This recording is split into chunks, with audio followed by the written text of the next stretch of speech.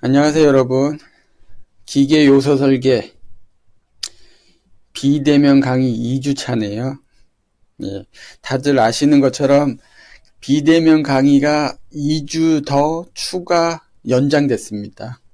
그러니까 저와 여러분이 볼 수 있는 그 시기가 4월 중순 정도로 미루어졌다는 거고, 다들 예상하시다시피 추가로 더 연기가 될 수도 있어요. 그죠? 그래서 그 지난 공지에서도 여러분들이 확인했듯이 강의 내용을 정말 많은 부분에 대해서 수정을 했습니다. 예, 비대면 강의와 가장 효과적인 효율적인 그 방법으로 진행하기 위해서 정정을 좀 했는데, 수정을 했는데, 여러분들이 공지사항을 한번 확인해 보시기 바라고요. 지금 보시는 화면은 이게 그 정상적인 대면 강의를 하면 이게 대면 강의 첫날 OT용 화면이거든요. 그래서 여러분들한테 1안으로 할 거냐 2안으로 할 거냐 투표를 해서 그 강의 내용을 좀 그거에 맞춰서 진행하려고 준비를 했던 화면인데, 어찌됐든 이렇게 뭐 하든 뭐 비대면으로 이 클래스에서 투표를 했든 뭐 똑같은 거니까 대략 살펴보면 기계 설계라고 돼 있는데, 이제 기계 설계든 요소 설계든 요 기준선을 잡아요. 예, 기준선을 잡으면 이게 이제는 산업기사나 기사시험 뭐 이런 게 쭉 나오는 요 기준선이 있는데, 기준선 대비해서 왼쪽으로는 이제 수학 방향으로 가는 거고, 뭐 공업수학, 뭐 각종 역학에 의해서 쭉 계산한 쪽이 나올 테고, 오른쪽은 이론적이고 실제적인 여러 가지 쭉 나오는데, 이 우리가 다룰 수 있는 부분은 사실 이 두 가지 정도밖에 안 되거든요. 아무리 실무를 한다, 뭐 실질적인 설계를 경험한다 하더라도 두 가지밖에 안 돼요. 그 다른 분반은 지금 이종환 교수님을 통해서 이제는 전문 시뮬레이션 프로그램을 활용하는 걸로는 되어 있고 실제 그렇게 하는 걸로 알고 있는데, 우리 분반은 이건 안 합니다. 그러니까 전문 프로그램, 시뮬레이션 프로그램을 사용하려면 또 그걸 익히는 시간도 필요하거든요. 또 익혀놓고 기계 설계를 경험하다 보면 정작 기계 설계의 요소에 대한 충분한 이해도가 없는 상태에서 시뮬레이션 프로그램만 사용한다? 그것도 장점일 수도 있는데 또 단점일 수 있거든요. 그래서 좀 더 기초적인 그런 방향으로 설계를 할 거고요. 막상 전문 시뮬레이션 프로그램 사용한다고 하더라도 그 실무에서 회사에서 실무자들이 이걸 프로그램을 쓴다고 하더라도 이걸로 끝나지가 않아요. 시뮬레이션을 아무리 잘해도 그 이론적인 계산치들은 설계의 대략적인 이정표, 방향을 잡을 뿐이지 그걸로 결과물이 잘 나오지 않거든요. 절대 그렇지 않고요. 제작 후에 각종 테스트를 해야지 돼요. 또 뭐 충돌 테스트도 하고 성능도 확인하고 기능도 확인하고 각종 규격위한 테스트를 쭉 한 다음에 다 끝나면 또 장기간 필드 테스트를 또 하거든요. 뭐 필드에 나가든 안 나가든 그냥 긴 시간에 롱텀에 해당되는 테스트를 쭉 해서 계속 문제 있으면 위쪽에 다시 올라가고, 문제 있으면 다시 올라가고, 계속 몇 바퀴 쭉 돌아야지 이제는 정상적인 제품이 완전하게 나오기 때문에 우리는 여기까지만 진행을 하는 거죠. 여기까지 진행하는데 원래 타겟은 이 두 번째 실무적인 설계안을 같이 살펴보는 쪽으로 시간 할애를 많이 하려고 했는데, 이제는 비대면 강의다 보니까 아무래도 다룰 수 있는 그 속도? 진행 속도가 좀 느릴 수밖에 없거든요. 이걸 빨리 하면, 제가 지금 여러분들한테 이거 녹화할 때 말을 막 빨리 하면 발음도 안 좋은데 말도 빨리 하고 제 목소리의 톤이나 이런 스타일을 아직 충분히 접하지도 않았는데 빨리 하면 이렇게 무슨 말인지 잘 들을 수가 없잖아요. 사람은 다 그렇잖아요. 익숙한 사람의 목소리는 좀 빨리 해도 이해가 되는데, 익숙하지 않고 또 저는 이제 특히 발음이 그다지 좋지가 않은데 발음도 좋지 않은 사람이 빨리 하면 들을 수가 없듯이, 이해할 수가 없듯이 이 비대면 강의를 빨리 진행할 수가 없더라고요. 어찌됐든 그래서 요 부분에 해당되는 대로 우리 이클래스에서 투표를 했고요. 투표 결과에 따라서 진행을 할 테고, 지금 이 화면은 그러니까 뭐 1번으로 선정됐을 때 이제는 강의 계획이고, 이거는 2번으로 선정됐을 때 강의 계획인데 둘 다 사실은 의미가 없어졌다. 예, 비대면 강의이기 때문에 다 폐기가 되고, 이 스케줄 또한 다 폐기가 되고요. 모든 계획은 재조정됐습니다. 자, 3월 23일부터 시작되는 내용대로 조정이 되는데, 이게 또 강의가 한 2주 연장된 거 말고 비대면 강의로 일단 시작됐기 때문에 계획 조정된 거를 또 재변경을 해서 이제는 학사 일정에 따라서 추가 조정될 수 있겠지만 어찌됐든 지금 현 시점에 재변경된 내용의 스케줄인데요.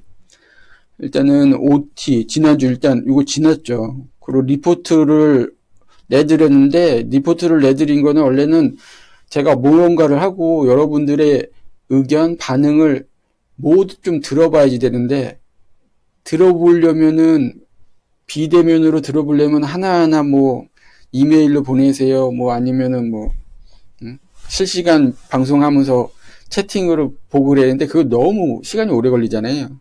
비효율적이라 그냥 편의상 리포트를 냈어요. 근데 리포트를 충실히 잘한 분들이 당연히 있고, 예. 그리고 아직 시작 못한 학생들도 당연히 있고, 아예 이 강의가 진행되고 있다는 걸 접하지 못한 학생들도 분명히 있거든요. 그래서 이거를 시간을 좀 길게 잡아줄 테니까 천천히 보시고 참고용 유튜브 영상이나 자료 이런 걸 활용해서 좀 진행을 해주세요. 요 진행된 거는 그냥 뭐 없어질 게 아니고 나중에 언젠가는 저쪽에서 이쪽에서 한번 가치 있게 활용될 겁니다. 그러니까 한번 하시고 언젠가는 또한 언젠가는 요 문제를 같이 풀어볼 거예요. 뭐 한 대략 뭐 이쯤이나 뭐 편할 때 언젠가 뭐 당장 뭐 풀어볼 수도 있는데 그거는 뭐 당장 이번 주에 풀어볼 수도 있겠지만 아무래도 레포트 제출 기한을 연장을 했는데 바로 풀면 또 앞뒤가 안 맞잖아요. 그러니까 기말고사나 이런 거에 해당되는 거는 요 뒤쪽에서 한 요쯤에서 어디서 풀죠 뭐. 그리고 중요한 건 이제는 오늘이죠, 오늘. 그리고 수요일 날은 정말 기초적인 거를 일단 다룰 거예요. 기초적인 걸 다루고, 기초라 하니까는 뭐 오해할 수가 있는데, 기초? 우리가 실력이 그렇게 안 됩니까? 이렇게 오해할 수도 있을 것 같은데, 사실은 그런 의미의 기초가 아니고요. 기계를 만들 때 전 세계의 관련자들이 최소한의 규칙을 정해서 요 범위 내에서 우리 만들자. 그래야지 뭐 유럽산 제품 사다가 고장나서 뜯어봤더니 전혀 손댈 수 없는 기어가 있으면 안 되잖아요. 그리고 또 미국으로 제품을 수출했는데 거기서 뭐가 고장났대. 부품 하나 보내달래. 이거 비행기 태워서 보내기엔 너무 비효율적이니까 규칙을 정하자. 이 기어나 배열이 뭐 기타 등등 이런 거 요 규칙 내에서 하자. 그 규칙에 들어가기 위한 최소한의 기준이 그냥 기초라고 그냥 제가 표현했을 뿐이에요. 그러니까는 기초적인 거를 이쪽에서 기초적인 상식선에서 수요일을 좀 보낼 거고요. 목요일 날은 설계 문제, 설계하면서 문제를 푸는 그 시간을 보낼 텐데 이게 뭐 기사나 어떤 공무원 시험을 대비하는 게 아니라면 설계 문제를 직접 뭐 계산식을 이용해서 쭉 푼다는 게 그다지 의미가 없거든요. 이게 이렇게 푸는 거는 거의 뭐 20년, 30년 뭐 그 전 세대분들은 의미가 있었는데 지금 여러분들이 이거 열심히 풀어하고 정확하게 계산 딱딱 맞춰서 뭐 소수점 아래 몇 자리까지 정확하게 계산한다. 그게 의미가 없어요. 문제 푸는 용도 외에는 사실 실무적인 정답을 구하기는 앞전에서 누누이 얘기했듯이 이렇게 단순히 계산식으로 안 나오거든요. 그래서 좀 약간 도움이 될 만한 거 요건 좀 조정을 할 거예요. 그래서 어떻게 할 거냐면 이미 공지한 것처럼 연습 문제를 하나 골라서 같이 풀고 이 같이 푼 문제의 풀이 과정이나 답을 다 공개를 하면 여러분들이 과제를 해오는데 뭘 하느냐, 본인들이 사용할 수 있는 프로그램으로 코딩을 하거나 도저히 저는 뭐 프로그램 할 수 있는 거 하나도 없습니다, 하고 싶지 않습니다, 그런 사람들은 엑셀에서 작업을 하세요. 엑셀에서 작업해가지고 예를 들어서 RPM이 문제에서는 뭐 1200으로 지정이 돼 있는데 RPM이 처음부터 1200으로 도는 시스템은 현실에서는 없잖아요. 0부터 천천히 이렇게 돌아서 속도가 올라가면서 1200 RPM에 도달할 거 아니에요. 그 얘기는 뭐냐면 0부터 값을 쭉 변경해서 1200까지 변화를 줬을 때 실제 결과값, 뭐 HP든 어떤 결과값의 변화를 그래프를 그려서 여러분들이 보고 그걸 과제로 제출하는 거, 예, 그런 형태로 과제를 쭉 할 겁니다. 원래는 과제를 이렇게 많이 만들려고 하진 않았는데 원래는 이게 팀 프로젝트 해야지 되거든요. 근데 팀 프로젝트를 하려면 여러분들이 또 만나서 같이 또 의견을 주고받아야 되는데 그러면 또 얘기가 안 되니까, 말이 안 되니까 팀 프로젝트의 점수 비중을 줄이고 대신 과제로, 예, 충당을 할 거예요. 그래서 과제 제출량이 좀 매주 있을 듯한데 가능하다면 최소한의 그 노력으로 결과를 만들고 그 결과를 그래프를 좀 각자 그려보면서, 야, 단순히 그냥 뭐뭐뭐 대입했더니 뭐뭐 결과가 뭐구나 이렇게 계산한 것들에 대한 그 좀 고찰, 뭐 자신의 생각을 좀 바꿔나갈 수 있는 하나의 그 생각할 거리를 제공한다는 그런 취지의 과제를 낼 겁니다. 자, 그래서 계획된 내용대로 오늘은 첫 번째 시간 기여의 이해, 평기여를 할 텐데 평기여랑 특수기여를 할 거예요. 근데 뭐 복잡하거나 신경 써서 볼 내용은 사실 없어요. 지금 그냥 모양이 어떻게 생겼는지, 그리고 왜 이렇게 생겼으니까 이렇게 이름을 붙였는지, 형태를 구분하는 정도에서 지금 오늘의 1, 2차 시에 시간을 보낼 테고, 여러분들도 부담 없이 보시고 어느 정도 이해가 됐다, 뭐 괜찮네, 뭐 당연하지, 이렇게 이해가 되면 그 강의 자료에 올라가 있는 PPT 내용을 보시고 요약되어 있는 정보를 좀 암기를 해두세요. 그러니까 구체적인 뭐 설계 데이터나 뭐 설계식, 뭐 기타 유도 과정 뭐 이런 건 다 필요 없고, 이렇게 생긴 걸 이 기어라고 이름을 붙였고, 또 그 기어의 특징은 축이 평행하구나, 아니면 기어의 방향이 뭐 이렇게 돼 있구나, 뭐 간단하게 가장 기초적인 기본적인 내용을 암기를 해두셔야 됩니다. 이게 정말 중요한 게 뭐냐면, 기계 요소의 설계를 배웠는데 실무에 나갔더니 뭐 계산식은 다 외웠는데 누군가가 이 기어를 대체할 만한 기어를 주문해라 했는데 그 기어의 이름도 몰라. 그런 경우가 태반이거든요. 주문을 하든 뭐 누군가 대화를 하든 이름을 알고 있어야 최소한의 얘기가 시작되는데 이름도 모르고, 이 부분에 이 축과 이 축의 동력을 전달할 때 어떤 기어를 쓸까? 뭐 대략 이렇게 생긴 거 있었는데 정도는 알아야, 이렇게 생긴 거, 이런 기어, 그 기어라고 연관해서 그 다음부터 풀어 나갈 수가 있는데 전혀 모르면 안 되거든요. 하다못해 그런 이름만 알아도 치수나 계산, 뭐 어떤 구체적인 내용은 사실 본인이 담당자가 계산하는 경우는 거의 없어요. 그냥 그 가공업체나 기어를 파는 업체에 전화해서 저희 이 기호 필요한데 이 기호 뭐 알아서 선정해서 이렇게 쌍으로 주세요. 그럼 그게 그쪽에서 알아서 이렇게 제품이 그냥 선정돼서 오는 거죠. 다시 말해서 정말 중요한 부분이긴 한데 뭐 외워야 암기해야 될 내용은 그다지 많지는 않다. 부담 없이 봐도 된다. 뭐 그게 바로 수요일 비대면 강의의 특징이다. 그리고 비대면 강의가 이렇게 연장된 김에 어쩌면 대면 강의로 변환이 되더라도 수요일 강의는 대략 이런 식으로 진행이 될 것 같아요. 이렇게 생긴 기계 요소가 있고 그 기계 요소의 이름은 뭐고 어떤 용도로 사용하고 뭐 어떤 특징이 있다 정도 그 정도로만 진행을 할까 합니다. 자, 첫 번째 기어가 바로 평기어예요. 평기어. 평기어인데 보통 스포기어라고 얘기를 하잖아요. 여기 왜 기어의 그 이빨이라고 하는 기어치가 어떤 모양은 이렇게 돼 있고 어떤 모양이 이렇게 돼 있고 막 이렇게 모양이 여러 가지잖아요. 자세히 여기 맞물리는 걸 보면 이런 모양이어야만 원활하게 동력을 전달할 수 있는 거죠. 그죠? 이 모양의 기준은 다 정해져 있어요, 사실은.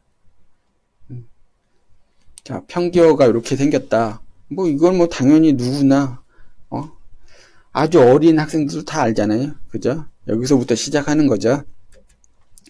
다음 헬리컬 기어입니다. 헬리컬 기어. 헬리컬 기어는 평기어는 기어의 치가 이렇게 평행하잖아요. 평평하잖아요. 그러면 닿는 면이 동시에 일어나거든요. 그러면 딱딱딱 끊어지는 마찰음도 충격음도 여러 가지 잡음도 많이 생기는데 기호의 충격 자체도 좀 심해서 진동이나 소음 당연히 생기죠. 그래서 헬리컬 기어는 사선을 이렇게 만든 거예요. 그래서 요 끝에서부터 천천히 쭉 만나가는데 쭉 물론 뭐 큰 시간의 차이가 있는 건 아니지만 이 기호의 변화에 따라서 회전에 따라서 천천히 쭉 사선으로 만나가니까 기계의 충격이나 소음, 진동, 기타 뭐 이런 게 상당히 줄어들겠죠. 근데 이거의 그러다 보니까 이게 단점이 생겨요. 평기어는 힘을 그냥 말 그대로 그냥 수직으로 힘을 이렇게 받는다 이렇게 생각하면 되는데 얘는 옆으로 미는 힘이 생기거든요. 그죠?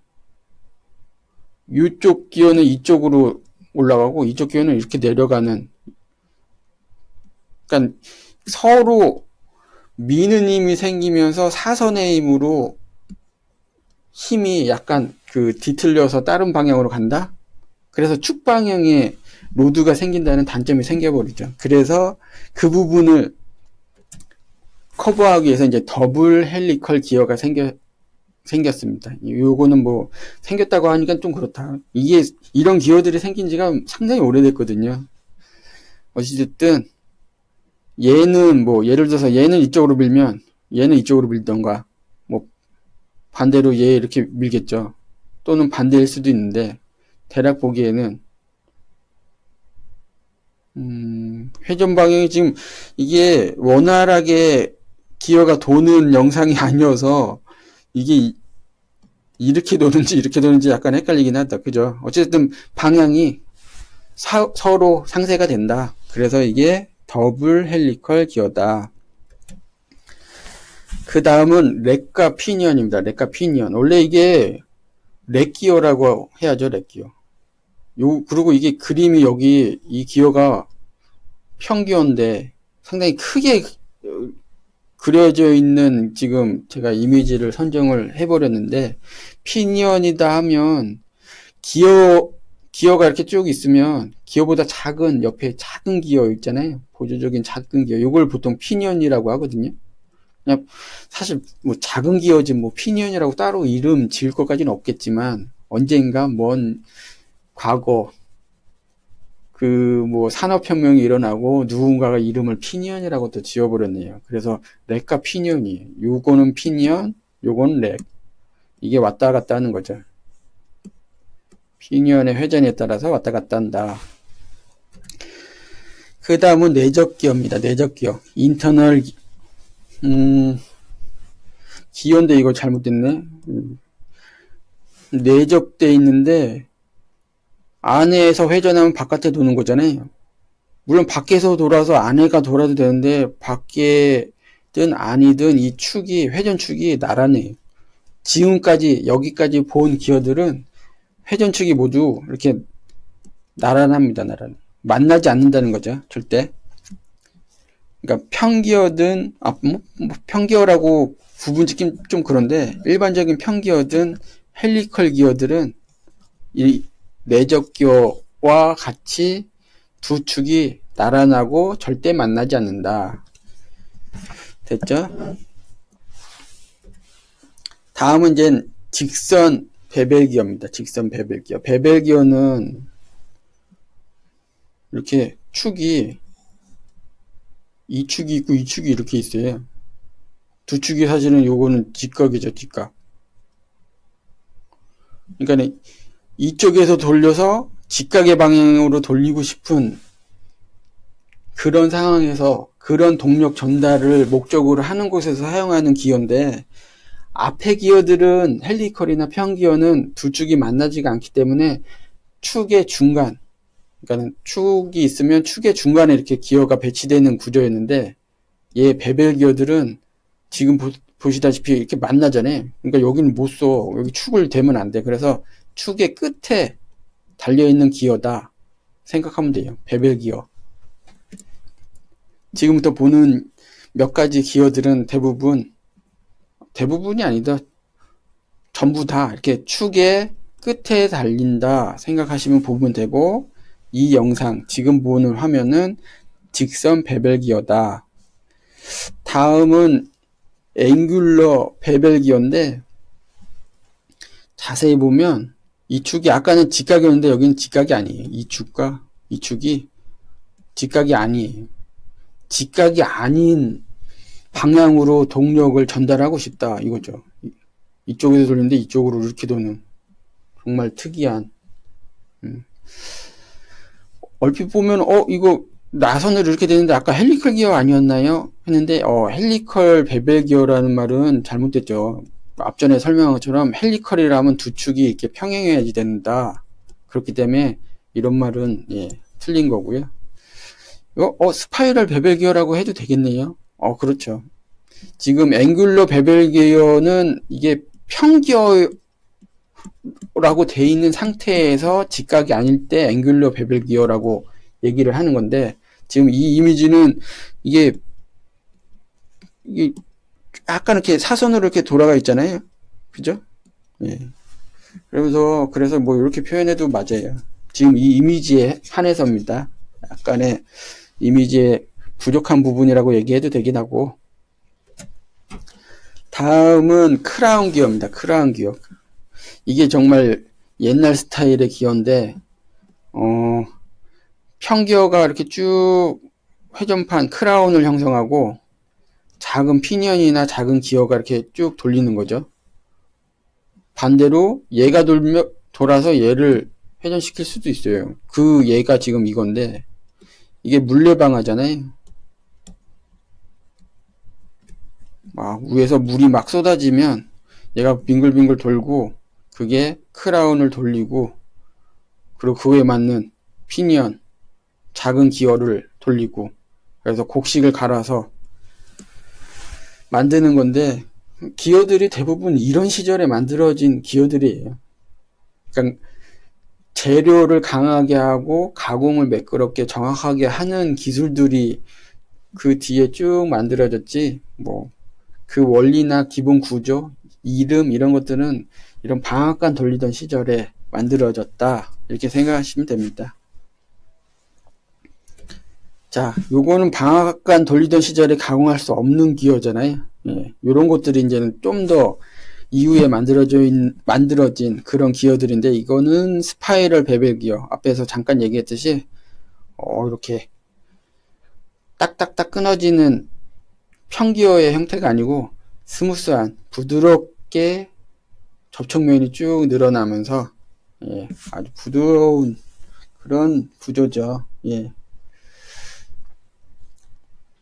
이게 원래 제작이 정말 어려운데 일단 이물림이 좋고 아주 뭐 소음이 다른 기어들에 비해서 현저하게 낮기 때문에 특별한 경우에 사용한다 이렇게 생각하시면 되고, 제롤 베벨 기어가 있어요.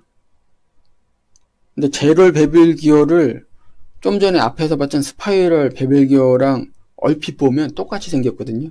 근데 무엇이 다르냐, 보면 이게 지금 스파이럴 베벨 기어는 요 치의 형상이 이런 식으로 전혀 그냥 맞물리기만 하면 된다고 그렇게 만들어진 건데, 제롤 베벨 기어는 요 축을 중심점을 향한 축에 맞춰서 요걸 깎았거든요. 그러니까는 더 많은 곡선도 더 부드럽게 하는 부분에 대해서는 스파이럴이 더 강한데, 뭔가 그 규칙성 무언가가 있을 때 제롤 베벨 기어다. 그리고 제롤 베벨 기어를 구분하는 방법은 지금 요 도면을 잘 보시면 되겠죠. 자, 여기까지가 두 축이 교차하는, 그러니까 축의 끝에 기어를 달고 두 축이 이렇게 교차하는, 직각이든 직각이 아니든 교차하는 그런 기어들이고요. 다음은 원통형 원기어인데 이 두 축이 엇갈린다. 공간에서 엇갈리는 경우, 그러니까는 두 축이 이렇게 딱 어디선가 이렇게 만나는 점이 있는 게 아니고 얘는 얘대로 쭉 가는데 이쪽도 끝에 기어가 달려있지만 안 만나고 어디론가 따로 가는 거예요. 지금 요거서 보듯이 이 축은 여기로 가고 저 축은 이렇게 오잖아요. 두 개의 축이 만날 일이 없잖아요. 그렇죠? 그리고 원기어인데, 원기어 과제도 지금 여러분들이 풀고 있는데 바로 이 기어예요. 요거는 모터고, 모터가 회전하면 웜이 회전하고 웜에 따라서 기어가 돈다. 특징은 다른 기어들은 동력축, 그러니까 에너지원과 상관없이 결과물의 하중이나 사람이 돌려가지고 이 에너지원을 거꾸로 돌릴 수가 있는데, 이 원기어는 얘를 돌려서 이 모터를 회전시킬 수는 거의 없죠. 그게 특징이에요. 그래가지고 하중이 아주 기중기 물건을 이렇게 좀 무거운 걸 올렸다가 올리는 중간에 손을 놔도 떨어지지 않게 만들고 싶다 할 때, 웜기어 변속기를 많이 쓰긴 하는데, 원통형 원기어는 어찌됐든 이런 형태로 생겼다. 장고형 원기어, 장고형이라고 하니까 이름이 더 헷갈린데, 영문으로 보면 아워글라스거든요. 여기 보면은 아워글라스 모래시계 이렇게 돼 있잖아요. 모래시계 모양으로 웜이 이렇게 가공이 돼 있어요. 이게 일자로 돼 있으면 만나는 부분이 아주 일부분이 있기 때문에 힘이 약할 수밖에 없는데, 그것을 보완하기 위해서 이런 모래시계 모양으로 웜을 깎은 거죠. 뭐 별거 없고, 다음이 나사 기어인데, 나사 기어는 이 축과 이 축이 뭐 아무 각도나 이렇게 될 수가 있어요.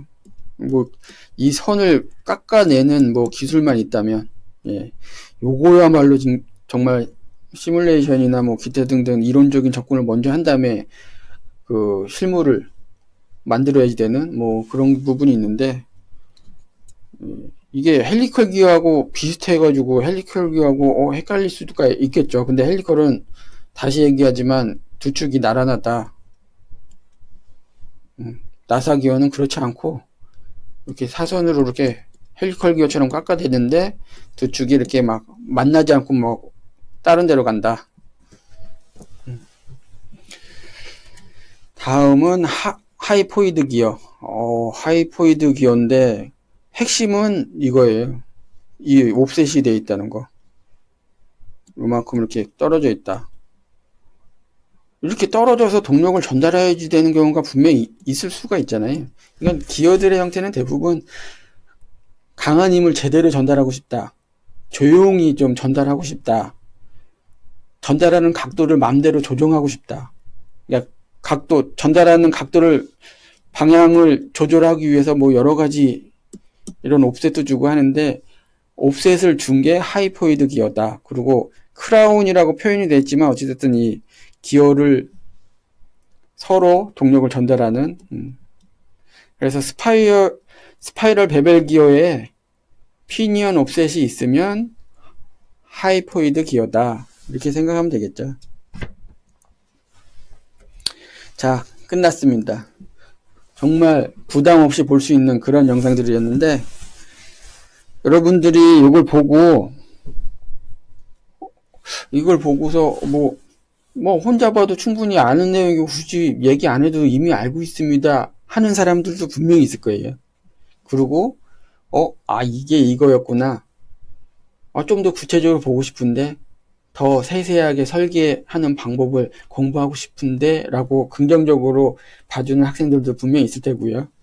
그리고 이걸 볼 시간조차 없는 학생들도 분명히 있을 거예요. 어찌됐든 시간 날 때 천천히 보고 유튜브에 올릴 수는 없을 것 같아요. 그죠? 요거는 이제는 이 클래스를 통해서만 봐주셔야지 되고, 시간 날 때 천천히 보시고, 중요한 전달사항이 있습니다. 중요한 전달사항이 뭐냐면, 일단은 뭐 PPT 자료나 뭐 이 동영상을 통해서 각자 익혀둘 건 익혀두시는데, 여러분들이 제대로 출석을 하고 있는지 안 하고 있는지 확인이 지금 잘 안 되고 있거든요.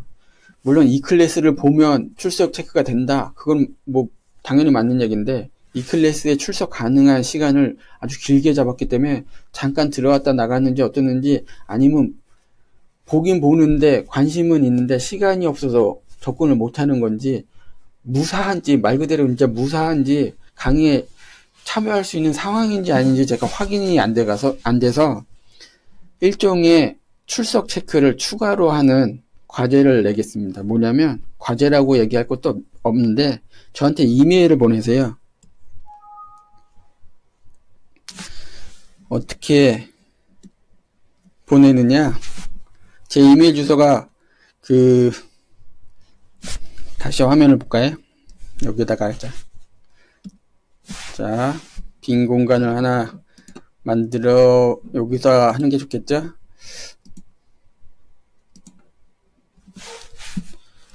자, 이메일을 보내는데 제 이메일 주소는 _2401